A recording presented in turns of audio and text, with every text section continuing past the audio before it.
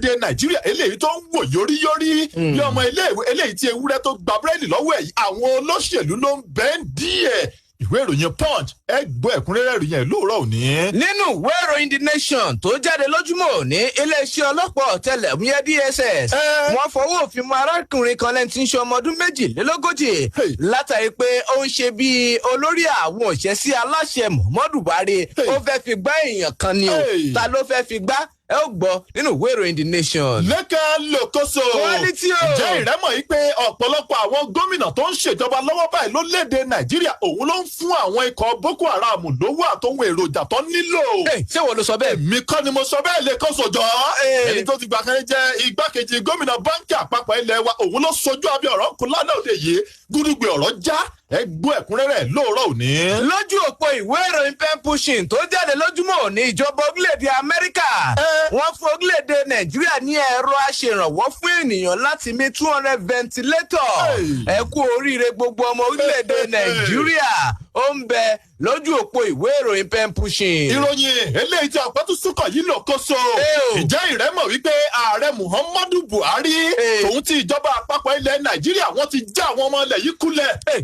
Bíṣọ́ọ̀bù ìjọ àgùdà kan lórílẹ̀‐èdè Nàìjíríà lòun náà tún ṣojú abẹ́ ọ̀rọ̀ ńkò. Bọ́ọ̀lù ọ̀rọ̀ òun ṣe jẹ́ nínú ìwé ìròyìn Vanguard ẹ gbọ́ ẹ̀kúnrẹ́rẹ́ lóòrọ̀ òní. Mo rò pé ẹnu rẹ̀ ti gbà ni. Èmi bó kì í ṣe mí oníròyìn lèmi mi kì í ṣe olóṣèlú. Lójú òpó ìwé ìròyìn Platform Times tó jáde lójúmọ́ òní, wọ́n ní wọn yóò búra fún àwọn òṣìṣẹ́ àjọ NECO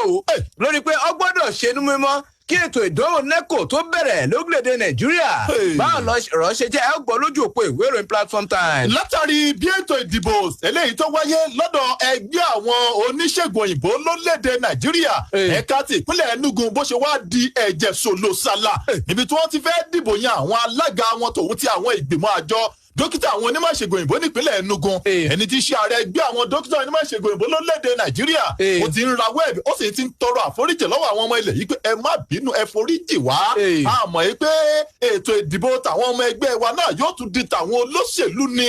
ẹ gbọ́ ẹ̀kúnrẹ́rẹ́ ìròyìn ọ̀hún lóòrọ̀ òní. Nínú ìwé ìròyìn Vanguard tó jáde lójúmọ́ òní, gómìnà ìpínlẹ̀ Ògùn ọmọbakùnrin Dàpọ̀ Abíọ́dún ṣe ìfilọ́lẹ̀ ìkó èrè ìrẹsì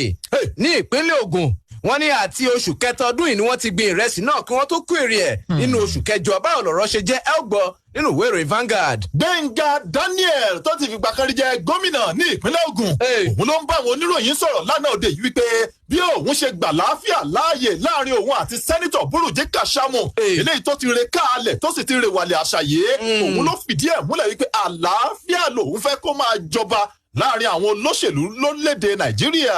Nínú ìwé ìròyìn The Nation tó jáde lójúmọ́ òní, wọ́n rán Ọbásanjọ́ padà sẹ́wọ̀n tí ń bá di ààrẹ orílẹ̀‐èdè Nàìjíríà. Ìrẹ́ ló kan lòkóso. Èmi kọ́ o quality. Ta ló sọ bẹ́ẹ̀? Ayọ̀délé Fáyọ̀ṣe. Ó sọkò mọ́lẹ̀. Lẹ́yìn tí í ṣe gómìnà tẹ́lẹ̀ ìpínlẹ̀ Èkìtì olóhùn yóò rán Ọbásanjọ́ padà sẹ́wọ̀n tó bá di ààrẹ orílẹ̀‐èdè Nàìjíríà. Báwo lọ̀rọ̀ ṣe jẹ́ ẹ gbọ́ nínú ìwé ìròyìn The Nation. Ààrẹ òun làwa ń fẹ́ ní ọdún 2023 àwa ò fẹ́ orílẹ̀‐èdè Biafra. Ààrẹ EFTA sọ pé àwa la fẹ́ di ààrẹ ní ọdún 2023 níjọ́. Ẹ wá máa sọ pé orílẹ̀‐èdè Biafra làwa fẹ́ àwa ò fẹ́ orílẹ̀‐èdè Biafra. Ààrẹ la fẹ́ jẹ ní ọdún 2023 lórílẹ̀‐èdè Nàìjíríà. Ẹ̀yin ló lẹ fẹ́ jẹ ààrẹ. Ọ̀hánẹ́sẹ̀ Ndigo. Àwọn ló ń sọ̀rọ̀ ń bẹ̀. Nínú ìwé ìròyìn The Nation tó jáde lójúmọ́ òní,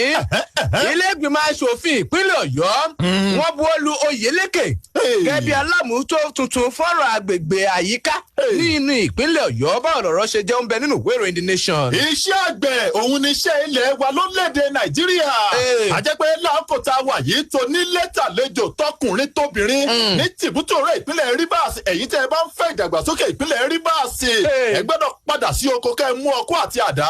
Gómìnà Ben Ayade òun ló ń sọ̀rọ̀ nínú ìwé ìròyìn The Punch lórílẹ̀‐èdè Nàìjíríà lónìí. Nínú ìwé ìròyìn Vanguard bákan náà, a ò ní jẹ́ kí ìdúnkokò yín ó ṣàkárà wa o. Ẹgbẹ́ Miyetti Allah bẹ́ẹ̀ bí ìkùnsínú ṣe ń wáyé láàrin gómìnà ìpínlẹ̀ Benue àti ẹgbẹ́ Miyetti Allah. Wọ́n ní àwọn ọgbọ́n ẹgbẹ́ Miyetti Allah wọ́n fẹ́ ṣe àgbékalẹ̀ ètò aláàbò kojú lalákọ̀ọ́fin ṣọ́rí tiwọn. Ṣùgbọ́n ìjọba ìpínlẹ̀ Benue ní kò sóhun tó jọ bẹ́ẹ̀. wọ́n ti ń fohùn ṣọ̀rọ̀ síra wọn báwo lọ̀rọ̀ ṣe jẹ́ ń bẹ nínú ìwé ìròyìn Vanguard. àgbáríjọpọ̀ àwọn ọmọ orílẹ̀-èdè Nàìjíríà ló ti bẹ̀rẹ̀ sí ní sọ̀rọ̀ kò bá kùn gbé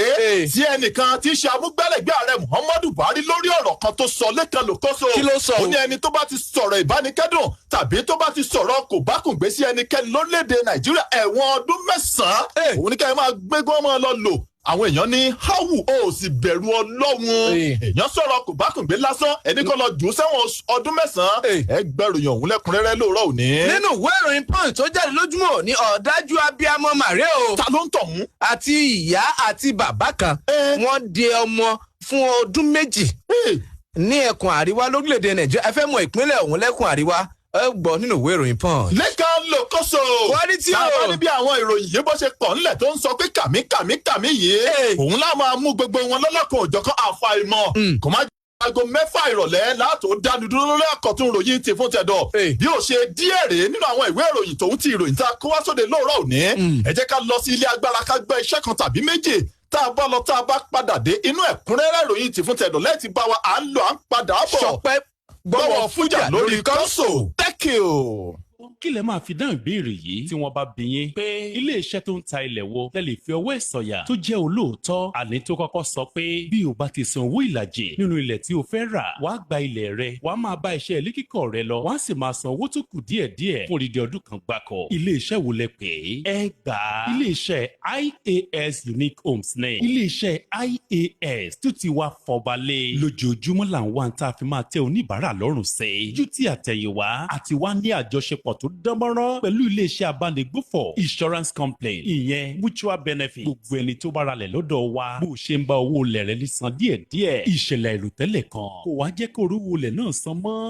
ó mà ṣe o insurance company yà bẹ́ẹ̀ sanwó rẹ padà wọ́n á sì gba ilẹ̀ rẹ láì san owó kankan fún iléeṣẹ́ IAS mọ́. bí o bá ṣe ń fẹ́ sí ni àwọn ilẹ̀ tá a ní ní IAS pé 09033773189.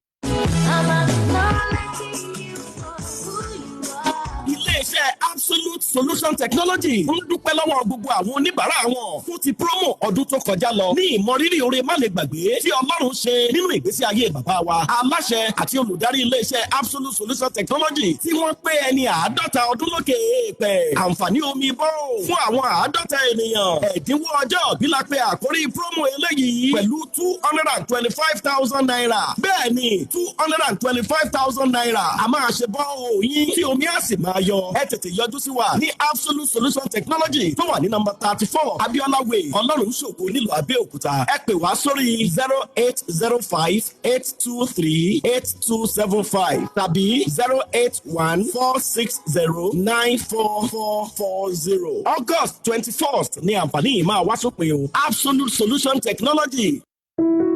Yorùbá lọ wọ́n bọ̀ wọ́n ní ohun tó bá dùn a kì í fẹ́ kó tán nínú àwo. iléeṣẹ́ àgbájọwọ́ homes and property wọ́n ní àwọn ṣetán láti tẹ̀ síwájú pàápàá lórí àǹfààní tí wọ́n fún àwọn èèyàn. lọ́ọ́lọ́ báyìí ilẹ̀ wọn tó wà ní Randa Station Katode Alámọ̀lá Barrack Lábẹ́òkúta wọ́n ti fi àǹfààní ọ̀sẹ̀ kan kún fáwọn èèyàn láti gbé ìgbésẹ̀ nípa sísanwó yìí díẹ̀díẹ̀ lórí ilẹ̀ yìí 150,000 naira láti ọjọ́ 6 oṣù yìí sí ọjọ́ 13 oṣù táwa yìí. ẹ má gbàgbé oṣù 3 sì wà láti sanwó yìí lẹ́yìn ìgbà tẹ́ bá gbé ìgbésẹ̀ lórí ẹ̀. bẹ́ẹ̀ sì ni phase 1 wọn èyí Ẹ̀ràwó village tó sì jẹ́ 250,000 naira náà ẹ láǹfààní láti san owó eléyìí náà díẹ̀díẹ̀ àti phase 2 tó wà ní abúlé Agbénigbẹ́lẹ̀ láti ọjọ́ 6 oṣù yìí sí ọjọ́ 13 oṣù táwa yìí. ẹ sì lè máa pè sórí nọ́mbà yìí fún àlàyé lẹ́kùnrẹ́rẹ́ 07044648338 07044648338. ẹ gbé ìgbésẹ̀ nípa sísan owó yìí díẹ̀díẹ̀. ẹ máa bọ̀ tààrà sí nọ́mbà 39 NTA Road Ọ̀gbẹ̀ Abẹ́òkúta. MYF today ọlọ́kọ̀ gbogbo ẹ̀yìn tẹ́ bẹ́ẹ̀ náà ti pẹ́ sí ìlú èkó sábẹ́ olúwo ẹ̀fọ́ kan balẹ̀ ìdẹ̀ra today láti ó kọjá àpẹẹrẹ ròyìn mo gbà gbogbo ẹni tó fẹ́ rìnrìn àjò Abẹ́òkúta sẹ́kọ̀ọ́ Èkó sábẹ́ Olúmọ MYF ti dé ọlọ́kọ̀ ayọ̀ ní MYF gbogbo àwọn awakọ̀ wa lẹ̀mí ènìyàn jọ lójú wọn kì í sáré ààbò Ọlọ́run àti ìrírí wọn nípa ọkọ̀ wíwà ló mú wọn gúnlẹ̀ ayọ̀ àní bó ṣe bọ́ọ̀sì tàbí káàlẹ̀ wọ̀ ní MYF iye tí wọ́n ń gbé káàkiri ibi tẹ́ ẹ ti ń wọkọ̀ náà là ń gbé lọ́dọ̀ tiwa MYF gbogbo àwọn ọkọ̀ wa lọ yẹ ẹnu ẹ̀ ń kúriri kòrèrè MYF pẹ̀lú tẹlifíṣàn tó wà nínú àwọn ọkọ̀ wa onírúurú àwọn eré alágbéléwò bó ṣe Yorùbá àtòyìnbó òyìnbó orin aládìídùn lẹ́ẹ̀fi gbádùn débi tẹ́ ẹ bá ń lọ lábẹ́òkúta ẹgbẹ́ con oil tó wà níbàrà lẹ́ẹ̀tì wọkọ̀ wa lẹ́kọ̀ọ́ Costain roundabout beside copyright ẹ pè 0802-319-8153 àtúnlẹ̀ gbé yín lọ síbikíbi tẹ́ ẹ bá fẹ́ lọ MYF Safe Reliable. àti fún àtẹ̀dọ̀ròyìn lórí ìkànnì Splash 106.7 FM Abẹ́òkúta.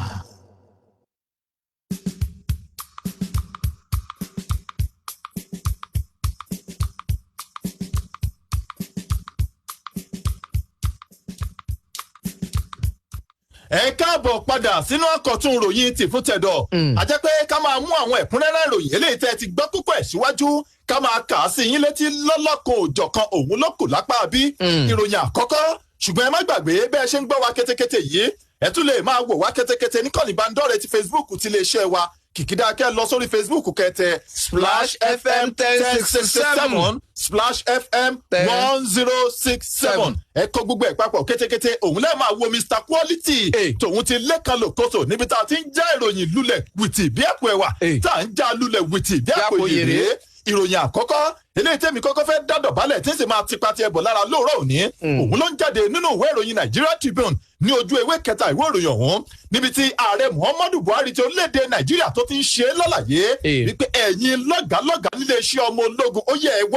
ẹ wá dáhùn àwọn ìbéèrè lọ́lọ́kọ̀ òjọ̀kan bó o ló ṣe rọrùn fún àwọn ikọ̀ Boko Haram lórílẹ̀-èdè Nàìjíríà láti máa kó àwọn ohun ìjà olóró lọ́lọ́kọ̀ òjọ̀kan wọ orílẹ̀-èdè yìí lẹ́yìn tí àṣẹ tó sì ti wà nílẹ̀ wípé gbogbo àwọn ẹnu àlà eléyìí tó bá ti wọ orílẹ̀-èdè Nàìjíríà kó wà ní títìpa láàkó tá a wà yé látàrí àjàkálẹ̀ àrùn COVID-19 eléyìí tó ń fi wa lápè tó bẹ́ẹ̀ gẹ́ lórílẹ̀‐èdè Nàìjíríà ọ̀rọ̀ yìí ló jẹyọ nínú àtẹ̀jáde kan eléyìí tí ẹni tí ṣe olùdámọ̀ràn pàtàkì sí ààrẹ Muhammadu Buhari lórí ètò ìròyìn àti ọ̀rọ̀ tó ka ará ìlú gbọ̀ngbọ̀n Malam Garba Shehu níbi tó ti ń ṣe lálàyé pé inú ààrẹ Muhammadu Buhari ò dùn bẹ́ẹ̀ ni Buhari ń korò ojú sí àwọn iléeṣẹ́ ọmọ ogun orílẹ̀ iléeṣẹ́ ọmọ ogun orí òfurufú tòun ti iléeṣẹ́ ọmọ ogun orí omi nílẹ̀ Nàìjíríà tó fi mọ́ àwọn lọ́gàálọ́gàá ní iléeṣẹ́ ọlọ́pàá tí ṣe agbófinró nílẹ̀ Nàìjíríà wípé kí ni wọ́n ń wò tí àwọn irinṣẹ́ burúkú eléyìí tí àwọn ọmọ ikọ̀ Boko Haram tí wọ́n ń lò láti máa fi dẹ́mi àwọn ọmọ ilẹ̀ yìí lápá àríwá ilẹ̀ Nàìjíríà légbodò kí ni wọ́n ń wò táwọn irinṣẹ́ yìí fi ń wọlé ní èkejì eléyìí tí Malam Garba Shehu tó tún ṣe lálàyé wípé inú ààrẹ Muhammadu Buhari ò fi dùn ní wípé kí làwọn lọ́gàálọ́gàá níléeṣẹ́ ọmọ ogun lórílẹ̀‐èdè Nàìjíríà kí ni wọ́n ń wò tí ó jẹ́ pé ẹnu àlà eléyìí tó ti wọ orílẹ̀‐èdè Nàìjíríà wá ibẹ̀ náà ni àwọn ikọ̀ Boko Haram ló tún ń gbà láti máa fi gbèrú àwọn ọmọ ilẹ̀ yìí látẹ̀yìn Malam Garba Shehu ó gbẹnu ààrẹ Muhammadu sọ̀rọ̀ wípé Muhammadu Buhari sọ̀rọ̀ ó ní fún ìdí èyí ààrẹ ti wá fòté lé fún àwọn lọ́gàálọ́gàá lẹ́ka iléeṣẹ́ ètò ààbò lórílẹ̀‐èdè Nàìjíríà wípé láì fọ̀tápè láìsí fi òlòlò fọ́hùn ṣe é rí bí àwọn ikọ̀ Boko Haram bó ṣe ń ṣọṣẹ́ lórílẹ̀‐èdè Nàìjíríà yé àdínkù tó lóòrín gbọ́dọ̀ dé bá ẹni èkejì ibẹ̀ òtẹ́ eléyìí tí ààrẹ Muhammadu Buhari tó fi lé òun ni wípé àwọn irinṣẹ́ burúkú eléyìí tí ìròyìn ń fìdí ẹ̀ múlẹ̀ wípé àwọn ikọ̀ Boko Haram agbésùmọ̀mí nílẹ̀ Nàìjíríà wọ́n tún ń lò léyìí tí iléeṣẹ́ ọmọ ogun orí ilẹ̀ tàwọn tí orí òfurufú àti torí omi táwọn ò rí lòun ti wọn wọ́n ní àdínkù gbọ́dọ̀ dé bá ìgbésẹ̀ yìí bákan náà kí àwọn ọmọ ológun ilẹ̀ Nàìjíríà káwọn náà fi lè máa jàjàbọ́ lọ́wọ́ iṣẹ́ ọwọ́ láabi àwọn ikọ̀ Boko Haram ẹ wo ìròyìn yìí pọ̀ ẹgbẹ́ ìwé ìròyìn Nigeria Tribune tó jáde fọ́tò nímú ẹ̀tọ́ ṣàṣàṣàṣà lọ sí abala ojú ewé kẹta ìwé ìròyìn Nigeria Tribune. lójú ewé kẹjọ ìwé ìròyìn The Punch tó jáde lójúmọ́ òní níbẹ̀ ni ìjọba ìpínlẹ̀ Ondo wọ́n ti ṣe àgbékalẹ̀ ètò ààbò lẹ́kùn gúúsù ìwọ̀ oòrùn eléyìí tí wọ́n pè ní Àmọ̀tẹ́kùn ní ìpínlẹ̀ Ondo ọjọ́ ìṣẹ́gun àná òní gómìnà ìpínlẹ̀ ọ̀hún ọ̀gbẹ́ni Rotimi Akeredolu òun ló ṣe ìfilọ́lẹ̀ rẹ̀ pẹ̀lú yúnífọ́ọ̀mù Quality o bó bá wo ìta gbangba ìwé ìròyìn The Punch ó rí gómìnà Rotimi Akeredolu pẹ̀lú àwọn ọmọ elétò ààbò Àmọ̀tẹ́kùn eléyìí tí wọ́n ń waṣọ lórí rànran láti fi ṣe ìfilọ́lẹ̀ ètò ààbò ọ̀hún tẹ ò bá gbàgbé lóṣù mélòó kan sẹ́yìn ó ní àbá náà láti ṣe àgbékalẹ̀ ètò ààbò Àmọ̀tẹ́kùn onílẹ̀gbìmọ̀ aṣòfin ìpínlẹ̀ Ondo tí wọ́n buwọ́lù lẹ́yìn tí gómìnà Rotimi Akeredolu tóun náà sì buwọ́lù tó sì ti di òfin ní ìpínlẹ̀ Ondo níbi ètò ìfilọ́lẹ̀ ètò ààbò Àmọ̀tẹ́kùn ní ìpínlẹ̀ Ondo lọ́gba Gani Fáwẹ̀mí ní ìlú Àkúrẹ́ tí ń ṣolúlu ìpínlẹ̀ Ondo Akeredolu sọdúnmọ́ pé pẹ̀lú bí wọ́n ṣe ṣe àgbékalẹ̀ ètò ààbò Àmọ̀tẹ́kùn kò ní sí àyè fún ìwà ọ̀daràn mọ́ ní ìpínlẹ̀ Ondo léyìí tó sì ṣe kìlọ̀ fún àwọn ọ̀daràn pé ẹ dákun ẹ jìnnà sí ìpínlẹ̀ Ondo àìjẹ́ bẹ́ẹ̀ bí ọwọ́ àmọ̀tẹ́kùn bá tẹ̀yìn bí ọwọ́ àmọ̀tẹ́kùn bá tẹ̀yìn ẹkú ti mọ bí àmọ̀tẹ́kùn bó ṣe máa ń ṣe àwọn ẹranko tí ò bá gbọ́n ṣíbaṣìbo nínú igbó oníbẹ̀ ni àwọn elétò ààbò àmọ̀tẹ́kùn ní ìpínlẹ̀ Ondo yóò ṣe àwọn ọ̀daràn ní ìṣekúṣe kò dín ní àwọn elétò ààbò àmọ̀tẹ́kùn 52 lẹ́yìn tí wọ́n ṣèfilọ́lẹ̀ rẹ̀ lánàá gómìnà Rotimi Akeredolu tẹ̀síwájú ní pé pẹ̀lú bí àwọn ṣe àgbékalẹ̀ ètò ààbò ọ̀hún yóò túnbọ̀ jẹ́ kí àlàáfíà ó túnbọ̀ jọba ní ìpínlẹ̀ Ondo nígbà tí gbogbo ọmọ ìpínlẹ̀ ọ̀hún yóò jẹ́ gbádùn ètò ààbò tó péye léyìí tí ètò ààbò àmọ̀tẹ́kùn yóò pèsè ó ń bẹ lójú ìwé kẹjọ ìwé ìròyìn The Punch tó jáde lójúmọ́ òní. lẹ́kàn lòkóso quality o kó tó di pé ìrẹ́ kúrò nínú ìwé ìròyìn The Punch jẹ́ kémi náà sáré mú ìròyìn eléyìí níbi tí ẹni tó ti gbà kẹ́lẹ́ jẹ́ igbákejì báńkì àpapọ̀ ilé wa gómìnà nígbà kan rí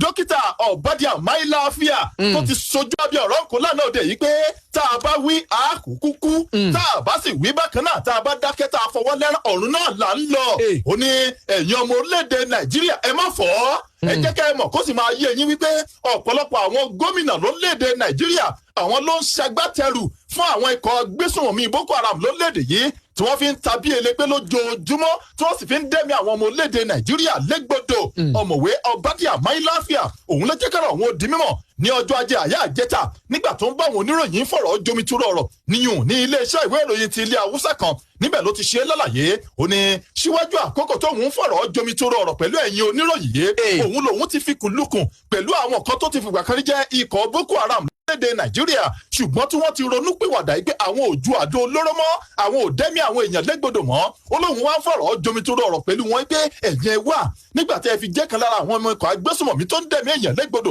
bó o lẹ ṣe ń rí irin iṣẹ́ bó o lẹ ṣe ń rí owó tẹ̀ ń ná gbogbo àwọn ọkọ̀ àti ọ̀kadà àti kẹ̀kẹ́ tẹ́ ẹ máa ń lò nínú igbó Sambisa níbo lẹ ti máa ń rí wọn ní àwọn méjèèjì yìí ló wá sojú abẹ́ ọ̀rọ̀ kó ó ní Your Excellency ọ̀gá ṣe rí àwọn gómìnà àwọn kan tó wà nípò ìṣàkóso lórílẹ̀-èdè Nàìjíríà àwọn gan ló dúró gẹ́gẹ́ bíi bàbá lẹ́yìn ọgbà fún àwọn tó ń pèsè àwọn ohun èlò lọ́lọ́kan òjọ̀kan àti owó tùlù eléyìí tí àjọ Boko Haram tó ń lò lórílẹ̀-èdè Nàìjíríà Máìláfíà tún tẹ̀síwájú ó ní fún ìdí èyí ṣe rí wípé ewu ń bẹ lóko olóńgẹ́ olóńgẹ́ gan fúnra rẹ̀ ewu ní èyí fẹ́ gba balance ìròyìn ọ̀hún. balance wà ń bí báyìí balance wà lọ́dọ̀ ẹlòkóso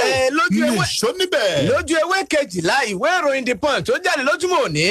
níbẹ̀ ní iléeṣẹ́ ọlọ́pàá ọ̀tẹlẹ̀múyẹ́ DSS òun ni wọ́n ti ké sí igbákejì gómìnà tẹ́lẹ̀ ilé ìfowópamọ́ àpapọ̀ ilẹ̀ wa Ọ̀bádìà Máìláfíà wá pé wá wí tẹnu rẹ o lórí iléeṣẹ́ wa tó wà ní ìlú Jos ìṣolúlu ìpínlẹ̀ Plateau Máìláfíà tó fìdí ìgbésẹ̀ ìmúlẹ̀ fún oníròyìn lọ́jọ́ ìṣẹ́gun àná onílòótọ́ ni iléeṣẹ́ ọlọ́pàá ọ̀tẹlẹ̀múyẹ́ DSS wọ́n ti pè mí pé ó yá o wá wí tẹnu rẹ lónìí gangan ni ní nǹkan bíi aago 12 ọ̀sán wọ́n ní kí Máìláfíà wá wí tẹnu rẹ̀ lórí ọ̀rọ̀ tó sọ ó sọ di mímọ̀ wípé ọ̀rọ̀ tóun sọ nípa ẹgbẹ́ àwọn gómìnà tó wà lórí ipò lọ́wọ́ lórílẹ̀-èdè Nàìjíríà ó ní wọ́n ń darí ìṣàkóso ikọ̀ alákatakítí Boko Haram pé àwọn ni wọ́n ń ṣonígbòwọ́ wọn ó lóun kọ́ ló ní ṣe pẹ̀lú bí àjọ DSS ṣe pè ó láti wá wí tẹnu òun o Máìláfíà lẹ́yìn tí ń ṣe àdíje dupò ààrẹ lábẹ́ àṣẹ ẹgbẹ́ òṣèlú African Democratic Congress ADC níbi ètò ìdìbò àpapọ̀ lẹ́wà tọdún 2019 ó sọ di mímọ̀ pé pẹ̀lú bí ìfìdímọ́lé ṣe wà nígbà kan rí lórí àjàkálẹ̀ àrùn kòrónà ó ní síbẹ̀síbẹ̀ ikọ̀ alákatakítí Boko Haram wọ́n sì ń gbé irinṣẹ́ olóró káàkiri lẹ́yìn tí wọ́n fi ń ṣe àwọn ọmọ orílẹ̀-èdè Nàìjíríà níbi ó ń bẹ lójú ewé 12 ìwé ìròyìn The Punch tó jà lójúmọ́ níbi tí Máìláfíà ti sọdúnmọ́ pé ọ̀rọ̀ tí mo sọ kọ́ ni àjọ DSS fi ránṣẹ́ pè mí láti wá wí tẹnu mi o. lẹ́kàn lòkóso quality o ìròyìn tí ọpẹ́ tún súnkọ̀ yìí ló wà ní ojú ewé 2 ìwé ìròyìn Nigeria Tribune kí ló wí o níbi tí àgbáríjọpọ̀ ẹgbẹ́ àwọn òṣìṣẹ́ NLC lórílẹ̀‐èdè Nàìjíríà tó ti fi ìkìlọ̀ alágbára kan tó ti fi ṣọwọ́ sí iléeṣẹ́ eléyìí tó ń rí sí ọ̀rọ̀ àwọn òṣìṣẹ́ fẹ̀yìntì nílẹ̀ Nàìjíríà wípé àwa ti hu gbọ́ wípé ẹ̀yin ìjọba àpapọ̀ pẹ̀lú ìfọwọ́sowọ́pọ̀ iléeṣẹ́ tó ń rí sí ọ̀rọ̀ àwọn òṣìṣẹ́ fẹ̀yìntì nílẹ̀ yìí ẹ̀ ń gbìdánwò láti yọ orúkọ àwọn òṣìṣẹ́ fẹ̀yìntì kan eléyìí tó lé ní 23,000 over 23,000 pensioners kúrò nínú ìtẹ́ àtẹ àti máa san owó oṣù fáwọn òṣìṣẹ́ fẹ̀yìntì ọ̀hún ọ̀rọ̀ yìí ló jẹyọ nínú àtẹ̀jáde kan eléyìí tí ààrẹ ẹgbẹ́ àwọn òṣìṣẹ́ NLC lórílẹ̀‐èdè Nàìjíríà Comrade Ayuba Waba tó fi síta tó sì fi sọwọ́ sí ọ̀gá àgbà iléeṣẹ́ tó ń rí sí ọ̀rọ̀ àwọn òṣìṣẹ́ fẹ̀yìntì ní iléeṣẹ́ ìjọba àpapọ̀ lórílẹ̀‐èdè yìí níbi tí àtẹ̀jáde ọ̀hún tó ti ṣe lálàyé pé ìwádìí alágbára kan tòun tí ẹnìkan tó ní kí àwọn èèyàn forúkọ bò òun láṣìírí ní iléeṣẹ́ tó ń rí sí ọ̀rọ̀ àwọn òṣìṣẹ́ fẹ̀yìntì ní iléeṣẹ́ ìjọba àpapọ̀ orílẹ̀-èdè Nàìjíríà òun lọ̀rọ̀ òun ló ti lu jáde wípé ìjọba àpapọ̀ ilẹ̀ yìí ń gbà á lérò láti yọ orúkọ àwọn òṣìṣẹ́ fẹ̀yìntì kan eléyìí tí wọ́n lé dáadáa ní 320 over 23 pensioners kúrò nínú àti máa san owó fún wọn lóṣooṣù tàbí láti máa san àwọn owó àjẹmọ́nú kankan fún àwọn òṣìṣẹ́ fẹ̀yìntì ọ̀hún. àtẹ̀jáde náà òun ni ẹgbẹ́ àwọn òṣìṣẹ́ NLC lórílẹ̀‐èdè Nàìjíríà ló wá fi ń ṣèkìlọ̀ wípé ìjọba àpapọ̀ àwa ti gbọ́ iléeṣẹ́ tó ń rí sí ọ̀rọ̀ àwọn òṣìṣẹ́ fẹ̀yìntì tó ní í ṣe pẹ̀lú ìjọba àpapọ̀ àwa ti rí i gbọ́ a sì ti mọ̀ wípé ọ̀rọ̀ tó jáde yìí kì í ṣe òfúùtù fẹ́ẹ̀tẹ̀ òótọ́ ọ̀rọ̀ gidi ni ó ní àwọn wá gbà yín mọ́ràn wípé ẹ má gbé irú ìgbésẹ̀ yìí ẹ má da aláṣà tẹ́ ẹ bá da irú ìgbésẹ̀ yìí tẹ́ ẹ bá da aláṣà pẹ́rẹ́ lórílẹ̀‐èdè Nàìjíríà wípé ẹ dáwọ́ dúró láti máa san owó oṣù àti àwọn owó àjẹmọ́nú fáwọn òṣìṣẹ́ fẹ̀yìntì eléyìí tó lé ní 320 ní orílẹ̀‐èdè Nàìjíríà àjẹ́ pé àfàìmọ̀ ìkòkò ní gbomi kó gbẹ̀yìn kó tó gba ṣọṣọrọ inú ẹ̀ fún ẹgbẹ́ àwọn òṣìṣẹ́ NLC lórílẹ̀‐èdè Nàìjíríà fún ẹgbẹ́ àwọn òṣìṣẹ́ TUC olókoòwò àti ìjọba àpapọ̀ ilẹ̀ yìí nítorí pé inú ṣòkòtò kan òun làwọn mẹ́tẹ̀ẹ̀ta làwọn wà tẹ̀sẹ̀ bọ̀ èyí fẹ́ gba balance ìròyìn ọ̀hún ẹgbẹ́ ìwé ìròyìn Nigeria Tribune ẹ̀tọ́ ṣàṣàṣà lọ sí ojú ewé kejì ẹ̀rí ń bẹ̀. nínú ìwé ìròyìn The Nation tó jáde lójúmọ́ òní níbẹ̀ ni iléeṣẹ́ ọlọ́pàá ọ̀tẹlẹ̀múyẹ́ DSS wọ́n fọwọ́ òfin mú arákùnrin kan lẹ́ni tí ń ṣe ọmọ ọdún 22 torúkọ rẹ̀ jẹ́ Mohammed Prince Mama látàrí pé ó ṣe gẹ́gẹ́ bí olórí àwọn òṣìṣẹ́ bíi aláṣẹ wọn ni ó ń díbọ́ gẹ́gẹ́ bí olórí àwọn òṣìṣẹ́ sí aláṣẹ tí orúkọ rẹ̀ jẹ́ Ibrahim Gambare láti gbá ọ̀gbẹ́ni kan torúkọ rẹ̀ jẹ́ Benson Agbiobi ní owó tó tó $50,000 $50,000 mọ́mọ́ eléyìí tó gbìyànjú láti gbà ní ògo òun ló sọ ọdún mọ́ pé òun ṣojú Gambare lẹ́yìn tó sọ ọdún mọ́ pé òun nílò owó ọ̀hún láti lè jẹ́ kó rí ìyanisípò gbà gẹ́gẹ́ bí olùgbanilámọ̀ràn sí aláṣẹ lórí ọ̀rọ̀ tó bá ní ṣe pẹ̀lú ọ̀rọ̀ epo rọ̀bì àti afẹ́fẹ́ ìdáná gáàsì àdúgbò fún iléeṣẹ́ ọlọ́pàá ọ̀tẹlẹ̀múyẹ́ nílẹ̀ wa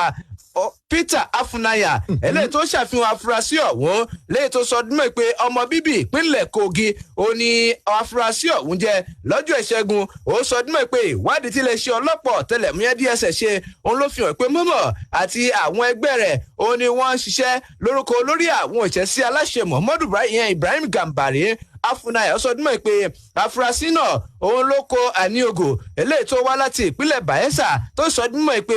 òun jẹ́ olùrànlọ́wọ́ lórí ètò ààbò sí Gambare Mọ́mọ́ sọ ọdún mọ́ pé òun nílò $25,000 $25,000 láti lè rí i pé òun fún olórí àwọn òṣìṣẹ́ sí aláṣẹ Muhammadu Buhari tí ìtókùn yóò sì jẹ́wọ́ àwọn bọ́ìsì táwọn ọjọ́ ń ṣiṣẹ́ papọ̀ pé tó o bá fẹ́ rí ìyanisípò gbà lẹ́nu olùgbàlámọ̀ràn sí aláṣẹ Muhammadu Buhari lórí ọ̀rọ̀ epo rọ̀bì àti afẹ́fẹ́ ìdáná gáàsì mú $25,000 wá $25,000 ó ní $50,000 $50,000 làwọn nílò òun yóò fún olórí àwọn òṣìṣẹ́ sí aláṣẹ ní $25,000 $25,000 tókùn yóò jẹ́wọ́ àwọn bọ́ìsì eléyìí tí wọ́n fẹ́ bẹ́ẹ̀ rìn láti jẹ́ olùgbàlámọ̀ràn sí aláṣẹ Muhammadu Buhari ó ní kété táwọn ṣe ìwádìí òun làwọn tún arákùnrin ọ̀hún tó sì ti ń wọ́ pàìpàì bí ọmọ iléèwé tí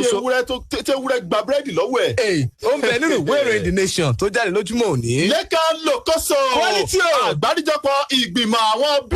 bíṣọ̀bù nínú ìjọ àgùdà kátólíìkì lórílẹ̀‐èdè Nàìjíríà Catholic Bishop Conference of Nigeria wọ́n sọ̀gúrù tó ọ̀rọ̀ síjọba àpapọ̀ ilẹ̀ yìí wọ́n ní Buhari ó ti já àwọn ọmọ ilẹ̀ Nàìjíríà kulẹ̀ látàrí bó ṣe jẹ́ pé àwọn ìlérí lọ́lọ́kan òjọ̀kan eléyìí tí ìrẹ́ ṣe nígbà tó ń polongo ìbò fún àwọn ọmọ orílẹ̀-èdè Nàìjíríà òun ló ti kọtí ọ̀gbọ́n yín tó gẹ̀fìlà kò kàn mí síbẹ̀ mọ́ ọ̀rọ̀ yìí ló jẹyọ nínú àtẹ̀jáde kan eléyìí tí ìgbìmọ̀ àwọn bíṣọ̀bù tó jẹ́ ti ìjọ àgùdà lórílẹ̀-èdè Nàìjíríà Catholic tó fi síta nílùú Àbújá ti ṣolú lórílẹ̀-èdè Nàìjíríà lánàá òde yìí níbẹ̀ ni wọ́n ti ṣe é lálàyé wípé ó máa jẹ́ nǹkan tó bani lọ́kàn jẹ́ wípé ńgbà tí ìjọba àpapọ̀ ilẹ̀ yìí lábẹ́ ìṣàkóso ààrẹ Muhammadu Buhari gan fúnra rẹ̀ tó ń polongo ìbò fún àwọn ọmọ orílẹ̀-èdè Nàìjíríà ní ọdún 2015 wípé tẹ́ ẹ bá dìbò yàn mí sípò ṣe rí ìwà ìbàjẹ́ eléyìí tó ti di tọ́rọ́ fọ́kálẹ̀ ilẹ̀ Nàìjíríà yìí yóò di àfìsẹ́yìn tí eégún fiṣọ corruption eradication English. Wọ́n tún tẹ̀síwájú wọ́n ní ṣe tún rí ètò ààbò ilẹ̀ Nàìjíríà eléyìí tó ń ṣòjòjò insecurity in Nigeria English wọ́n ní àwọn tún wọ́n náà àbáyọ sí èrè yìí náà tí ètò ààbò ilẹ̀ Nàìjíríà yóò fi dúró re tí orílẹ̀-èdè Nàìjíríà ó sì fi dùn ún gbé dùn ún sùn fún tolórí tẹlẹ́mù lórílẹ̀-èdè Nàìjíríà wọ́n ní ṣe tún rí àdéhùn kẹta eléyìí tí ààrẹ Muhammadu Buhari tó tún ṣe fún àwọn ọmọ orílẹ̀-èdè Nàìjíríà òun ni láti mú ìdàgbàsókè tó lóòrìn débà ẹ̀ka ètò ọrọ̀ ajé ilẹ̀ Nàìjíríà economic growth wọ́n ní ṣùgbọ́n ṣe rí gbogbo àwọn àdéhùn yìí eléyìí tí ààrẹ Muhammadu Buhari tòun ti ẹgbẹ́ òṣèlú APC tí wọ́n ṣe fún àwọn ọmọ orílẹ̀-èdè Nàìjíríà lẹ́ka lòkọ́sọ̀ ní pé wọ́n kàn gbé àwọn ọmọ ilẹ̀ yìí wọ́n gbé wọn ní mugun ní wọ́n fi búrẹ́dì wọ́n fi kó àwọn ọmọ Nàìjíríà lómi ọbẹ̀ lọ kí ni àwọn ọmọ ilẹ̀ yìí dìbò yan Buhari ṣe òun ló bá gẹ fìlà kò kàn mí sí àwọn àdéhùn lọ́lọ́kọ̀ òjọ̀kan eléyìí tó ti ṣe wọ́n ní fún ìdí èyí àwọn gẹ́gẹ́ bí ìgbìmọ̀ bíṣọ́ọ̀bù nínú ìjọ kátólíìkì ìjọ àgùdà lórílẹ̀‐èdè Nàìjíríà tí wọ́n pe àpéjọpọ̀ ẹ̀ ní Catholic Bishop Conference of Nigeria CBCN nílẹ̀ yìí àwọn bọ́ síta gbangba nítorí pé ìwé mímọ́ Bíbélì ó sọ wípé olóòótọ́ yóò lè dúró níwájú ọba bíi kìnìún láti sọ̀rọ̀ tí ó sì sọ òótọ́ ọ̀rọ̀ wọn làwọn ò bẹ̀rù Buhari o ọ̀rọ̀ Olúwa tó dá àwọn wá sí ayé làwọn ń bà òun ló jẹ́ káwọn sọ òótọ́ ọ̀rọ̀ yìí pé ààrẹ Muhammadu Buhari ó ti já àwọn ọmọ ilẹ̀ yìí kulẹ̀ ẹ fẹ́ gba balance ìròyìn ọ̀hún òfúùtù fẹ́ẹ̀ tẹ̀kọ́ òótọ́ ọ̀rọ̀ ni tó jáde tí wọ́n sọ pé látọ̀dọ̀ àwọn àjọ bíṣọ̀bù ẹgbẹ́ ìwé ìròyìn Vanguard mọ́ kẹsẹ̀ rí ẹ̀ síwájú sí i. tí fún tẹ̀dẹ̀rọ̀ ilẹ̀ ń gbá láti ìkànnì ọmọlúwàbí Splash 106.7 FM ní ìlú Abẹ́òkúta. ẹgbà kókó ìròyìn tá a bá padà dé níbẹ̀ ni alákòóso fétò ìlera lórílẹ̀‐èdè Nàìjíríà ó ní bí oògùn COVID-19 bá ti dọ́dọ̀ yín ẹ dákun ẹ má jẹ́ orílẹ̀‐èdè Nàìjíríà kulẹ̀ o ẹ fún wa lóògùn COVID-19 tó bá ti dé ọ̀dọ̀ yín. alákòóso fétò ìlera lórílẹ̀‐èdè Nàìjíríà òun ló ń bẹ ìjọba orílẹ̀‐èdè Amẹ́ríkà bẹ́ẹ̀ ṣùgbọ́n a fẹ́ lọ polówó ọjà tá a bá padà dé wọ́n balẹ̀ sínú ẹ̀kúnrẹ́ ìròyìn yìí ẹ má gbàgbé ẹ ti ń gbọ́ wa ẹ lè máa wò wá ketekete lórí ẹ̀rọ Facebook wa ẹ tẹ Splash FM 1067 bẹ́ẹ̀ ṣe ń láì péjì ẹ máa bá wa share fídíò wa fẹ́ lọ polówó ọjà náà. Thank you.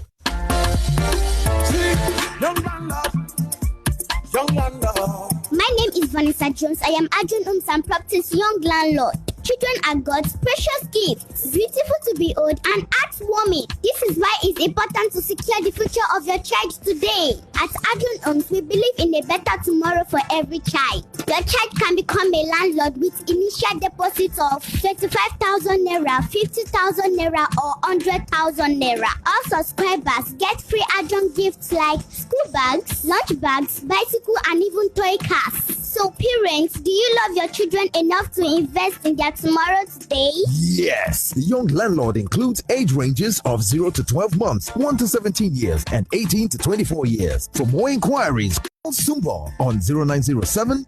004 7673 or Favor on 0705 918 9139. Adrian Homes, making the incredible affordable. láì fọ̀tápè láìsí fi olùlù fọ́hùn ìwádìí ti fìdí ẹ̀ múlẹ̀ wípé àjàkálẹ̀ àrùn coronavirus kì í ṣeré mọ́ láòkó tá a wà yìí bẹ́ẹ̀ ló sì ti ṣe àkóbá ńláńlá fẹ́ka ètò ọrọ̀ ajé káàkiri orílẹ̀-èdè Nàìjíríà àti lágbàáyé lọ́nà àti lè wá kó ipa tó jọjú lórílẹ̀-èdè Nàìjíríà láòkó kò bá olè tá a wà yìí ló ṣokùnfà tí ìkànnì ọmọlúwàbí Splash 106.7 FM Abẹ́òkúta tí wọ́n fi dín iye tá à ń polówó ọjà láòkó yìí wálẹ̀ jọjọ káǹfààní fi lè wà fún tolórí tẹlẹ́mù láti lè jàǹfààní láòkó yìí láti polówó ọjà fún ẹ̀kúnrẹ́rẹ́ àlàyé ẹ lè kàn sí ìkànnì ọmọlúwàbí Splash 106.7 FM tó fìkàlẹ̀ sí yànà òkè àbẹ̀tù Abiola Way nílùú Abẹ́òkúta tàbí kẹ́ ẹ pè sórí ẹ̀rọ ìbáraẹnisọ̀rọ̀ wọ̀nyí 08093713163 tàbí 07056858855 ìkànnì ọmọlúwàbí Splash 106.7 FM lónìí ẹ bá wa dòwò pọ̀ lónìí kájé kó fọ̀dọ̀ yín ṣe ibùgbé. mo kí yín níbi gbogbo tẹ́ ẹ ti láǹfààní láti máa gbọ́ mi. Aléwúrò lóhùn Olúmídé Awólọ́wọ̀ lórúkọ mi. ọ̀kan pàtàkì nínú ẹgbẹ́ pèdèpèdè ní ìpínlẹ̀ Ògùn. ẹ̀yin èèyàn mi, when God wants to bless you, he brings in just one person into your life. ìdí nìyí tí Ọlọ́run ṣe rán iléeṣẹ́ IAS pẹ̀lú àtìlẹ́yìn tó gbópọn láti inú ẹgbẹ́ FIBAN ìpínlẹ̀ Ògùn láti gbé ọ̀nà bí ó ṣe lè di onílé lórí. ìyẹn ilẹ̀ tí ò lẹ́jà ń bá kan nú tá a pè ní Ògùn FIBAN Garden. Ògùn FIBAN Garden yìí wà ní Màwúkọ́ lábẹ́òkúta. nídìí ilẹ̀ títà tàbí rírà gbogbo ọ̀yà òun náà lè ń pera rẹ̀ lódù ṣùgbọ́n àwa náà la lè sọ ibi tí ẹ gbọ́dọ̀ fi owó òògùn yín ẹ gbọ́dọ̀ fi rà tí ò ní wàhálà nù àwa la lè sọ fún yín. ǹjẹ́ ẹ mọ̀ pé ẹ lè ra plot ilẹ̀ kan pẹ̀lú 120,000 naira ẹ lè sanwó lẹ́ẹ̀kan ẹ tún lè máa sanwó yẹn díẹ̀díẹ̀ tí ẹ ó sì gba ilẹ̀ yín láì ní wàhálà. ẹ kàn sí wa ní ọ́fíìsì FIBAN ní Nawarudeen lábẹ́òkúta. ẹ̀rọ ìbánisọ̀rọ̀ tẹ́ ẹ lè pè sí ní 09034043447.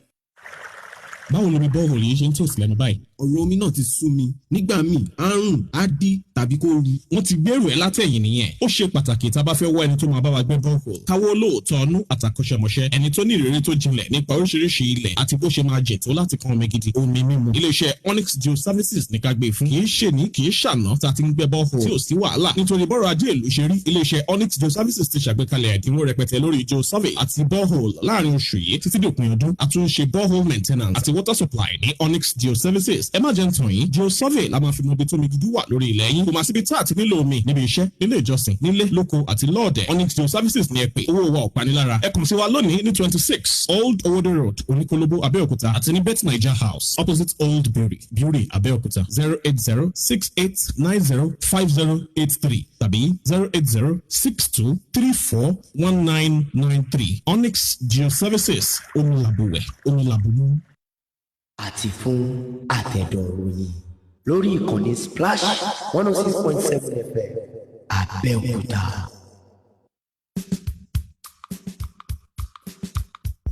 ẹ káàbọ̀ padà sínú àkọ́tún ròyìn tì fún tẹ̀dọ̀. ṣùgbọ́n ẹ má gbàgbé bẹ́ẹ̀ ṣe ń láìkì àwọn ìròyìn yìí bá a ṣe ń já sí yín létí lọ́kọ̀ọ̀kan. ẹ tún lè máa wò wá kétékété níkànnì ìbánidọ́rẹ̀ẹ́ ti Facebook ti iléeṣẹ́ wa kìkìdá kẹ́ ẹ lọ sórí Facebook kẹtẹ Splash FM 1067 Splash FM 1067 ẹ kọ gbogbo ẹ papọ̀ ẹ láìkì péjì yẹn kẹ́ ẹ wá máa pín káàkiri ẹ máa ṣíà níbi abẹ́ kọ́mẹ̀ntì ẹ tún lè fi èròǹgbà yín kẹ́ ẹ fi ṣọwọ́ síbẹ̀ nǹkan tẹ́ ẹ bá gbà lérò nínú àwọn ìròyìn lọ́lọ́kọ̀ òjọ̀kan eléyìí tá a ti ń kà yé ẹ tún lè fi ṣọwọ́ síbẹ̀ lókòso quality ìròyìn wo lọ́kọ́ sùkàn. lójú ewé kẹjọ ìwé ìròyìn The Punch tó jáde lójú òní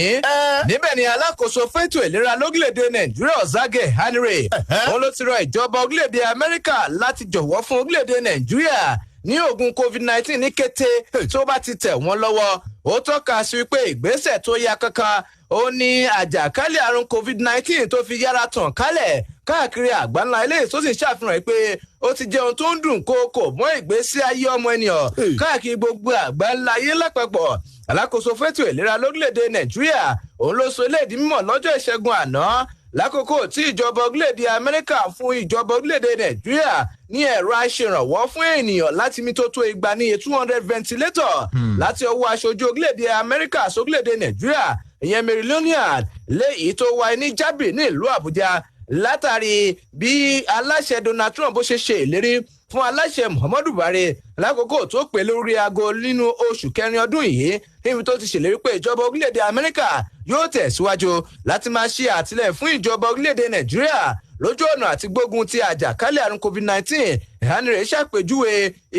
ìṣòro fún ènìyàn láti mí lẹ́yìn tí àjàkálẹ̀ àrùn corona máa ń ṣe àkóbá fún àgọ́ ara lẹ́yìn tó ṣe pé bí àrùn ọ̀hún bá ti wo èèyàn lára tán yóò ṣòro fúnrúfẹ́ níbẹ̀ láti mí lẹ́yìn tó tọ́ka sí pé irinṣẹ́ tó ń ṣèrànwọ́ fún èèyàn láti mí tó 200 níye lẹ́yìn tí ìjọba orílẹ̀-èdè Amẹ́ríkà fún orílẹ̀-èdè Nàìjíríà òun yóò túbọ̀ ṣèrànlọ́wọ́ tó pọ̀ fún ẹ̀ka ètò ìlera lórílẹ̀-èdè yìí lákòókò tó ń ṣàfihàn ìdùnnú àti ìdúpẹ́ aláṣẹ Muhammadu Buhari sí aṣojú orílẹ̀-èdè Amẹ́ríkà lórílẹ̀-èdè Nàìjíríà ó sọ dímọ̀ pé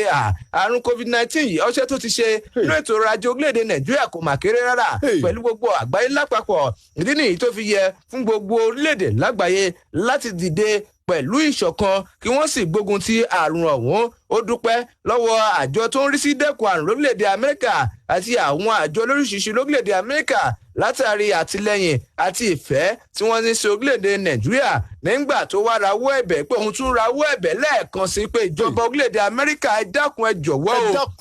o ní kété tí oògùn COVID-19 bá ti dé ọ̀dọ̀ yín ẹ dákun ẹ bá wa tètè fi ránṣẹ́ sí orílẹ̀‐èdè Nàìjíríà láti lè fi wo àrùn ọ̀hún sàn kó lè gbégi dínà ìtànkálẹ̀ àrùn COVID-19 lórílẹ̀‐èdè yìí ó ń bẹ lójú ewé kẹjọ ìwé ìròyìn The Punch. ààrẹ ẹgbẹ́ àwọn dókítà ní wọ́n ṣègòyìnbó lórílẹ̀‐èdè Nàìjíríà NMA ọ̀jọ̀gbọ́n Innocent Puja òun ló ti rawọ́ ẹ̀bẹ̀ sí àwọn ọmọ orílẹ̀‐èdè Nàìjíríà lọ́lọ́kọ̀ òjọ̀kan ó ní ẹ jọ̀wọ́ jàre abẹ̀yìn ni ẹ má bínú látàrí bí ètò ìdìbò nínú ìgbìmọ̀ àwọn dókítà ní ìpínlẹ̀ Enugu bó ṣe wá di nǹkan tí ẹ̀jẹ̀ ń sàn ṣàlàsolo gẹ́gẹ́ bíi pé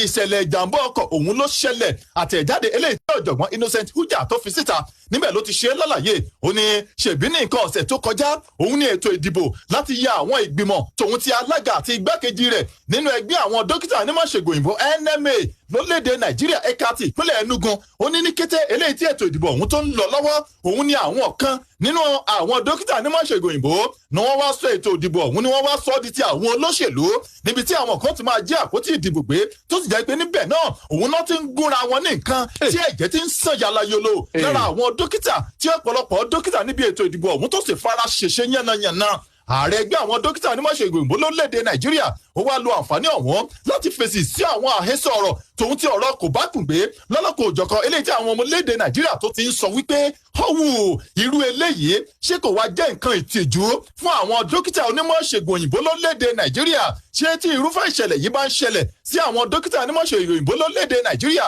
àjẹ́ wípé àwọn orílẹ̀‐èdè eléyìí tó ti gòkè àgbà lágbàáyé wọ́n máa wo àwọn dókítà gẹ́gẹ́ bí àwọn tí ò ní mọ̀ kì í ṣe pé àwòrán àwọn dókítà onímọ̀ṣègùn òyìnbó ńlẹ̀ yìí gan lẹ̀ ń wò yẹn ó lọ́kàn wá bẹ́ẹ̀ ni kì í ṣe bẹ́ẹ̀ ni kì í ṣàdédé wáyé bẹ́ẹ̀ irúfẹ́ ìṣẹ̀lẹ̀ tó ṣẹlẹ̀ yẹn ó bani lọ́kàn jẹ́ bẹ́ẹ̀ it is unfortunate English ẹ̀yin fẹ́ gba balance ẹ̀ ẹgbẹ́ ìwé ìròyìn Vanguard tó jáde fún tònímú kẹ̀ka sọ́wọ́ iwájú. quality o nínú ìwé ìròyìn The Nation tó jáde lójúmọ́ òní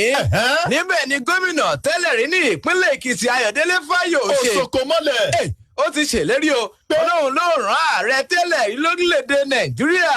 olóyè Olúṣẹ́gun Ọbásanjọ́ padà sẹ́wọ̀n lórí àwọn àṣìṣe pẹ́ẹ́pẹ́ẹ́pẹ́ tó ṣe àti àwọn owó orílẹ̀‐èdè Nàìjíríà tó ṣe mọ́kòmọ́kò lákòókò tó jẹ́ ààrẹ orílẹ̀‐èdè Nàìjíríà láàrin ọdún 1999 sí ọdún 2007 Fáyọ̀ṣe sọ ọdún mọ́ pé òun yóò rí dájú wípé Ọbásanjọ́ ṣàlàyé lórí gbogbo owó tó ná gẹ́gẹ́ bí ààrẹ orílẹ̀‐èdè Nàìjíríà gbogbo owó iṣẹ́ àkànṣe lè tó gbé síta àti àwọn ohun ètò eléyìí tó ṣe gẹ́gẹ́ bí ààrẹ orílẹ̀‐èdè Nàìjíríà lákòókò tó lọ́dún mẹ́jọ gbáko gẹ́gẹ́ bí ààrẹ orílẹ̀‐èdè yìí tó sì ní bó bá kọ̀ láti ṣàlàyé lórí àwọn owó kan tó ṣe mọ̀kùmọ̀kù gẹ́gẹ́ bí ààrẹ orílẹ̀‐èdè Nàìjíríà òun yóò rí pé yóò fojú winá òfin Fáyòsé tó sọ̀rọ̀ lọ́jọ́ ìṣẹ́gun àná lákòókò tó ń sọ̀rọ̀ lórí ètò ẹ̀rọ amóhùnmáwòrán kan eléyìí tó wáyé ní ìlú Adó Èkìtì tí ń ṣe olúìlú ìpínlẹ̀ Èkìtì gómìnà tẹ́lẹ̀ rí ọ̀hún ó sọ dímọ̀ pé Ọbásanjọ́ gómìnà tẹ́lẹ̀ rí ọ̀hún àtòun àti Ọbásanjọ́ láti bẹ̀rẹ̀ sí ní ta àwọn ọ̀rọ̀ síra wọn lẹ́yìn tó ní ṣe pẹ̀lú ọ̀rọ̀ tí Ọbásanjọ́ sọ lẹ́yìn ìgbà tí aṣòfin àgbà tẹ́lẹ̀ rí olóyè Búrújí Kàṣámù tó dolóògbé wọn látàrí ọ̀rọ̀ tí Ọbásanjọ́ sọ òun ló fà á tóun àti Fáyọ̀ṣe tí wọ́n sì bẹ̀rẹ̀ sí ní ta òun síra wọn Fáyọ̀ṣe ló wá léfùrù kọ̀kọ̀ ó ní bí n bá fi lè di ààrẹ orílẹ̀-èdè Nàìjíríà wọ́n dá Ọbásanjọ́ padà sẹ́wọ̀n lórí àwọn owó kan tó ṣe mọ́kùmọ̀kù lákòókò tó jẹ́ ààrẹ orílẹ̀-èdè Nàìjíríà láàrin ọdún 1999 sí ọdún 2007 ẹ fẹ́ ṣe rí ìròyìn yìí ó ń bẹ nínú ìwé ìròyìn The Nation tó jáde lójúmọ́ òní. zeka lokoso àwọn ò rán ẹnikẹ́ni láti lọ́ọ́ máa jà fún orílẹ̀-èdè Biafra lápá ọ̀dọ̀ tiwa nǹkan tó di àwa lógún òun ni láti di ààrẹ lórílẹ̀‐èdè Nàìjíríà ní ọdún 2023. ẹ̀yin mélòó. èmi kọ́ ni mo sọ bẹ́ẹ̀ jọ kí ìrẹ́kọ́ mẹ́jọ́nu náà Hannes Ndigbo òun ló sọ ọ̀rọ̀ yìí ní orílẹ̀‐èdè Nàìjíríà ọ̀rọ̀ tó jáde látọ̀dẹ̀ ti ṣe alága ẹgbẹ́ àwọn Ìgbò ní orílẹ̀‐èdè Nàìjíríà ẹ̀ka ti ìpínlẹ̀ Anambra bàbá olóyè àgbà Damian Okeke Ogene òun ló fi jẹ́ kọ́rọ̀ àwọn di mímọ̀ níbi ìpàdé pàtàkì kan eléyìí tí wọ́n ṣe ní ìlú Awka tí í ṣe ìpínlẹ̀ Anambra níbi ìpàdé pàtàkì ọ̀wọ́n òun ni olóyè Damian Okeke Ogene níbẹ̀ ló ti ṣe lálàyé fáwọn oníròyìn ó yẹ ìyẹn oníròyìn ẹ máa gbé ẹ máa kọ́lẹ̀ oníṣíwájú ìpàdé eléyìí táwọn ṣe yìí òun ni àwọn kan tí wọ́n kóra wọn jọ tí wọ́n máa wá pariwo káàkiri àgbáyé tí wọ́n máa pariwo káàkiri orílẹ̀-èdè Nàìjíríà wípé orílẹ̀-èdè Biafra òun làwa fẹ́ orílẹ̀-èdè Biafra òun làwa fẹ́ àwa ò fẹ́ orílẹ̀-èdè Nàìjíríà mọ́ ẹjẹ́ á pé bàbá yìí sọ̀rọ̀ oníṣẹ́ rí àwọn yìí àwọn oníwà ìmọ̀tara ẹni nìkan òun nìyẹn ó ní gbogbo ẹ̀yà Ìgbò pátápátá ní abẹ́ àbúradà Hannes Ndigbo lórílẹ̀‐èdè Nàìjíríà eléyìí tí òun jẹ́ alága kan èèkàn gbòógì ní ìpínlẹ̀ Anambra tí ò ṣe fọwọ́rọ́ sẹ́yìn olóhùn ń gbẹnu gbogbo àwọn alága lórílẹ̀‐èdè Nàìjíríà òun ń gbẹnu wọn sọ̀rọ̀ láti lè jẹ́ kó di mímọ̀ fún gbogbo àwọn Ìgbò ní orílẹ̀‐èdè Nàìjíríà àti káàkiri àgbáyé wípé nǹkan tí gbogbo ẹ̀yà Ìgbò ń fẹ́ láàkó tá a wàyé òun ni láti di ààrẹ lórílẹ̀‐èdè Nàìjíríà ní ọdún 2023 oníṣẹ́ rí àwọn kan tó ń sọ pé Biafra làwọn fẹ́ ó ní kì í ṣe ẹ̀yà Ìgbò náà ń gbẹnu wọn sọ̀rọ̀ àpò ara tiwọn òun ni wọ́n fẹ́ Biafra sí wọn ò fẹ́ Biafra fún àwọn ẹ̀yà Ìgbò ẹ̀yin wá fẹ́ ka ìròyìn ọ̀hún síwájú ẹgbẹ́ ìwé ìròyìn The Nation ń bẹ̀ níbi tí Ohanaeze Ndigbo tó ti ń korò ojú tí ojú wọn le kokoko bí ẹ̀wà alágbàdo sí àwọn kan tó ń jà fún ìdásílẹ̀ agbègbè tòun ti orílẹ̀-èdè Biafra lórílẹ̀-èdè Nàìjíríà. lójú ewé kẹfà ìwé ìròyìn The Punch tó jáde lójúmọ́ ní kọ́lítìò láti ìpínlẹ̀ Èkó ló ti jẹ jáde níbi tí ilé-ìgbìmọ̀ aṣòfin ìpínlẹ̀ Èkó tí wọ́n sọ ọdún mọ́ ìpó ṣeéṣe o ká máa fìyà jẹ àwọn òbí tí wọn bá ń ṣe ẹgbẹ́ òkùnkùn ní ìpínlẹ̀ Èkó àwọn òbí tí ẹ pé wọ́n ní àwọn ọ̀dá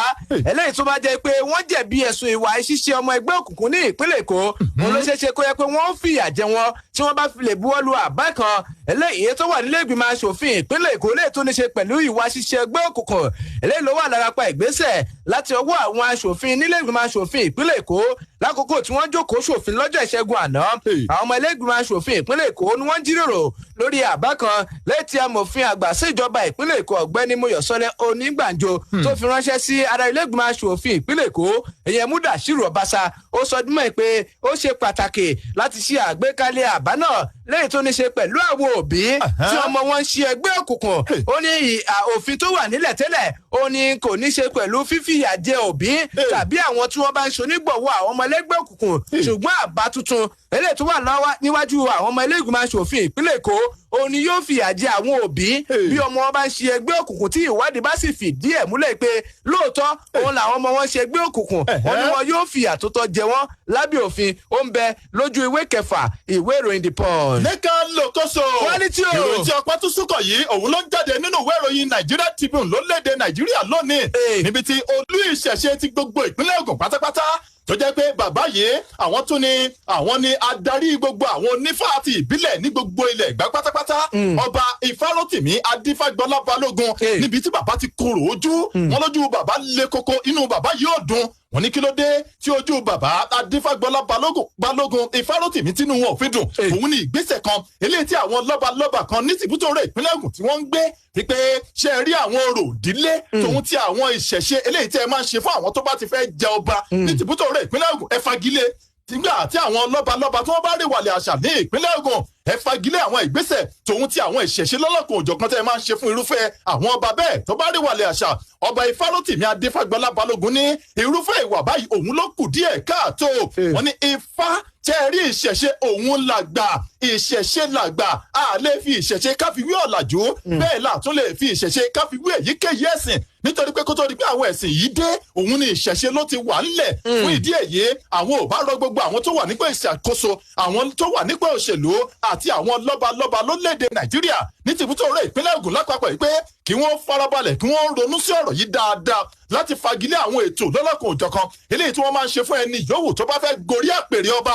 ní ìpínlẹ̀ Ògùn ìyún ẹni ẹlẹ́kejì tó tún gbìdánwò láti fagilé òun ni àwọn ètò lọ́lọ́kan òjọ̀kan tí wọ́n máa ń ṣe fún èyíkéyìí ọba aládé eléyìí tó bá rè wàlẹ̀ àṣà ní ìpínlẹ̀ Ògùn bàbá Adífágbọ́lá Balógun ní irúfẹ́ ìgbésẹ̀ òun ló kù díẹ̀ káàtó àwọn gẹ́gẹ́ bí olórí àwọn olú ìṣẹ̀ṣe ní tìbútòrò ìpínlẹ̀ Ògùn táwọn tó jẹ́ alága fún gbogbo àwọn onífá ní Ẹ̀gbá land pátápátá àwọn ò bá rawọ́ ẹ̀bẹ̀ sí àwọn oníṣẹ̀ṣe pátápátá àti àwọn lọ́balọ́ba wípé kí wọ́n jókòó kí wọ́n sọ̀rọ̀ mẹ́ta tẹ̀dá sùn láti yí ìpinnu wọn padà lórí ìgbésẹ̀ eléyìí tó kù díẹ̀ káàtó tí wọ́n fẹ́ gbé yìí lòkóso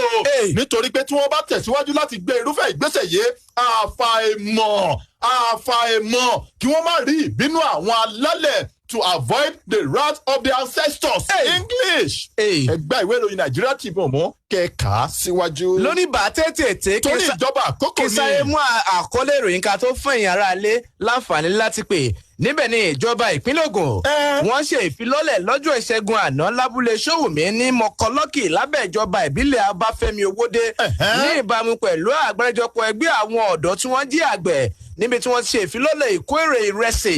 lẹ́yìn tí wọ́n ti gbìn láti oṣù kẹta ọdún alámòótó fẹ́tù ọ̀gbìn ní ìpínlẹ̀ Ògùn ló lọ ṣojú gómìnà Dàpọ̀ Abíọ́dún níbi tó ti tẹnumọ́ pé ìjọba ìpínlẹ̀ Ògùn yóò tẹ̀síwájú láti ní àjọṣepọ̀ láàrin ẹgbẹ́ àwọn àgbẹ̀ tí wọ́n jí ọ̀dọ́ àti ìjọba kó lè túbọ̀ mú ètò ọ̀gbìn ìrẹsì láti túbọ̀ tẹ̀síwájú ní ìpínlẹ̀ Ògùn ó ń bẹ nínú ìwé ìròyìn Vanguard. bí ó ṣe ẹ jẹ́ kí á fún ẹ̀yin aráalé láǹfààní láti dá sí àwọn ìròyìn lọ́lọ́kan òjọ̀kan eléyìí tá a ti kàyé ọ̀nà méjì ọ̀tọ̀ọ̀tọ̀ lẹ́ẹ̀fi gbà wọlé láti bá wa pẹ̀ kẹ́lu àwọn ìròyìn yìí ọ̀nà àkọ́kọ́ òun ni kẹ́ ẹ láǹfààní láti pè wọlé pẹ̀lú nọ́mbà 07044 001067 tàbí 08174441067. ẹ tún lè lọ sójú òpó Facebook kẹ́ ẹ wo bí abẹ́ kọ́mẹ̀ntì ẹ fi èròǹgbà yín ṣọwọ́ síbẹ̀ á láǹfààní láti rí i á sì kà á sétí àráyé. ó yá Ṣọpẹ́ta ló wà ń bẹ̀. hello. ẹ káàárọ̀ sà. èmi náà ṣéwù Ibrahim Subaru torí kí wọ́n kà láti ìlú Màlá. Thank you. ìfáyọ̀ ṣe sọ sí Ọbásanjọ́ ó jù ú lẹ́nu lọ. kó yà lọ tọrọ àbúrò lọ́dọ̀ bàbá yẹn o. ṣé yóò ní bàjẹ́ o. Thank you. hello. ẹ káàárọ̀ sà. quality. Thank you. ẹ kú ojúmọ́ sà. Thank you. orúkọ tèmi Aláàjì ẹ̀fẹ́ làwà láti ike ìtọ́lọ́kọ̀ Abẹ́òkúta. ìdí mo fẹ́ dá sí ni ọ̀rọ̀ former governor CBN yẹn former deputy governor CBN tó sọ lórí àwọn tó ń ṣàgbàtẹ̀rù fún ọ nísùnmọ̀ mi. àkọ́ṣèwádìí kí ni ẹ dáadáa o. ṣùgbọ́n gómìnà ti àjẹrò ayé bá ṣímọ́ lórí kọ́jẹ́ ká mọ̀ Nàìjíríà kọ́ fi mú ọjọ́ fún ẹgbẹ́ ètò. ẹ ṣeun Sanitarian Akíọ́lá Olúwarántìmí lójú òpó Facebook wọ́n ní ẹ káàárọ̀ Mr Quality ẹ káàárọ̀ Lékan Lókòso àwọn náà kí yín thank you. wọ́n ní nǹkan táwọn fẹ́ dá sí òun ní ti ìgbésẹ̀ ìjọba àpapọ̀ tòun ti iléeṣẹ́ tó ń rí sí ọ̀rọ̀ àwọn òṣìṣẹ́ fẹ̀yìntì nílẹ̀ yìí tó ń gbìdánwò láti yọ orúkọ àwọn òṣìṣẹ́ fẹ̀yìntì tó lé ní 23,000 over 23 pensioners kúrò nínú payroll láti máa san owó oṣù àti owó àjẹmọ́nú fún wọn. Sanitarian Akíọ́lá ní ẹ dá wọn nímọ̀ràn ẹ má jẹ́ kí wọ́n dán irú eléyìí wò wípé tí wọ́n bá dán irú eléyìí wò kò bójúmu rárá àti rárá ni. Sanitarian Olúwarántìmí látòjú òpó Facebook. hello.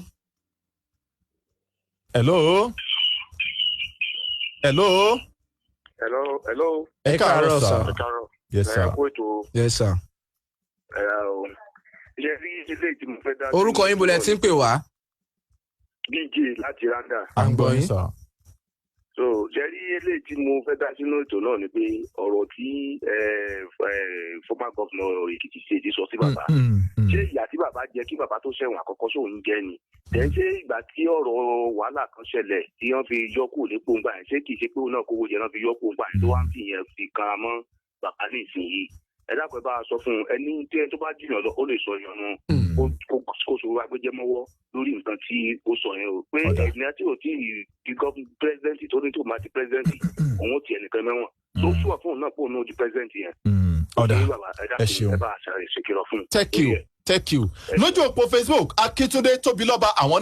àwọn kí gbogbo èèyàn ìpínlẹ̀ Ondo kú oríire látàrí bí àjọ elétò ààbò Àmọ̀tẹ́kùn bó ṣe gbìnàyà ní tìbútòrò ìpínlẹ̀ Ondo láàkó tá a wàyé wọ́n ní àwọn wá rawọ́ ẹ̀bẹ̀ sí àwọn olóṣèlú àti àwọn adarílẹ̀ Nàìjíríà wípé kí wọ́n wo àwòkọ́ṣe bẹ́ẹ̀ kí wọ́n máa ṣe àtìlẹ́yìn tó lóòrìn fún àwọn tó yàn wọ́n sípò nípa ṣíṣe ìgbélárugẹ tòun ti ìrónilágbára fún àwọn ìjọba ìbílẹ̀ kó fi lè rọrùn fún àwọn òṣìṣẹ́ àjọ elétò Àmọ̀tẹ́kùn àti àwọn èèyàn lẹ́sẹ̀ kòkó láti jèrè ìjọba àwarawa bó ṣe tó àti bó ṣe yọ. Akíntúndé Tóbilọ́ba lójú òpó Facebook Akíndélé Lukman àwọn ní iṣẹ́ rí ọ̀rọ̀ Fáyọ̀sé yìí ó dàbí ọmọdé tó ní tóun bá dàgbà orí ẹyẹlé lòun máa jẹ wọ́n ní iṣẹ́ rí orí ẹyẹlé yẹn gan òun ni ò ní jẹ́ kí ó dàgbà bẹ́ẹ̀ ṣe kọ́ yẹn èmi ò ní kọ́ bẹ́ẹ̀ èmi ò ní láǹfààní láti kà á wọ́n ní nípa ọ̀rọ̀ àwọn Boko Haram tó ń gbésùmọ̀mí ló máa jẹ́ nǹkan ìbànújẹ́ wípé ọ̀pọ̀lọpọ̀ àwọn olóṣèlú yìí ló mọ bó ṣe ń lọ lẹ́ka ètò ààbò eléyìí tó ń ṣòjòjò nílẹ̀ Nàìjíríà ṣùgbọ́n wọ́n fọwọ́ lẹ́rán wọn gẹ̀ẹ́sì wọn ò mọ nǹkan tán fẹ́ ṣe bẹ́ẹ̀ ni wọ́n wá ń sọ òkú ọ̀rọ̀ síra wọn lójú òpó Facebook òun ni ìròyìn yẹn òun ló ti wá ẹja gbèpè kan sí i. hello. ẹ káàárọ̀ sà. ẹ máa káàárọ̀. ẹ káàárọ̀ sà. mo kí Mr. Quality. thank you. mo dẹ̀ kí Mr. Lékan Olùkóso. thank you. lágbó Ọlọ́run ẹ̀ ní ṣíṣe lágbó Ọlọ́run. àmín. ìṣèyí ní òde ní bára ẹni lágbó Ọlọ́run. àmín. orúkọ tèmi ni Emmanuel Sàjọwá mo ń pè láti ìlú Àṣàríkàrà. ilé tí mo fẹ́ dá síbẹ̀ ni ọ̀rọ̀ tó lórí àwọn tí bíṣọ̀bù sọ fi aláṣẹ kọ́ jókòó láti rí pé ètò ààbò àtàwọn kan tó sọ ètò ààbò orílẹ̀-èdè ti mẹ́rẹ̀. ojú òpó yàn tọ́. Sheriff Adéọlá Ògúndípẹ̀ wọ́n ní lóòótọ́ ọ̀rọ̀ tí bàbá Ọbásanjọ́ sọ Lékan Lókòso nípa ikú Búrújí Kàṣámù yìí wọ́n ló kù díẹ̀ káàtó wọ́n níṣẹ́ tí wọ́n rí ọ̀rọ̀ tí Fáyọ̀ṣe tóun tún wá sọ yìí wọ́n lóun gan tún kù púpọ̀ káàtó ọ̀rọ̀ táwọn náà tún sọ ọ̀rọ̀ táyìn gan tún sọ yìí náà òun náà tún bu ògiri dání Sheriff Adéọlá Ògúndípẹ̀ lójú òpó Facebook lẹ́kàn lòkóso quality o láwọn níbi àwọn ìròyìn tòun ti àwọn àtẹ̀jíṣẹ́ àti ìpè lọ́lọ́kọ̀ ọ̀jọ̀kan bó ṣe ń wọlé yìí òun láṣẹ máa láǹfààní láti máa gbé ìpè àti máa ka àtẹ̀jíṣẹ́ àfàìmọ̀ kó má jẹ́ pé ibi ni ilẹ̀ ọ̀lọ́ mọ́ wa sí láti ní láǹfààní láti ṣètò kankan mọ́ bó bá rí bẹ́ẹ̀ ẹ jẹ́ káwọn máa padà wálé nínú àkọ́tún ìròyìn ti fún tẹ̀dọ̀ lóòrọ̀ òní tẹ́ ẹ bá gbádùn ẹ̀ tún pàdé wa lóòrọ̀ ọ̀la ní dédé àkókò yìí kan náà ni aago 7 títí di aago 8 ọkùn belenja òun ní ti fún tẹ̀dọ̀ ròyìn ló máa ń dé sí etí gbọ́ yín ṣùgbọ́n ẹ má gbàgbé àwọn ètò wa lọ́lọ́kọ̀ òjọ̀kan tòun ti àwọn ìròyìn wa òyìn kò ń bẹ̀ àtúntì mú àwọn míì àtúntì fi kún fún ìgbádùn tiyín òun ni títí ọ̀la àmì eléyìí tí gbọ́ tààtún láǹfààní láti pàdé lórí àkọ́tún ìròyìn ti fún tẹ̀dọ̀ àti lórí ètò míì Ayọ̀mídé Adétúnjí quality òun lórúkọ mi thank you. títí di aago 5 rọ̀lẹ́ tètè mi àti yóò tún máa pàdé lórí àkọ́tún ètò ojú abẹ tí ní tòótọ́ Lẹ́kan Adéríbigbé Lẹ́kan Lòkóso Ìsẹ́yìn Òrò ní mi ọmọ ẹ̀bẹ̀ ni mọ̀ kó dìgbà. Thank you.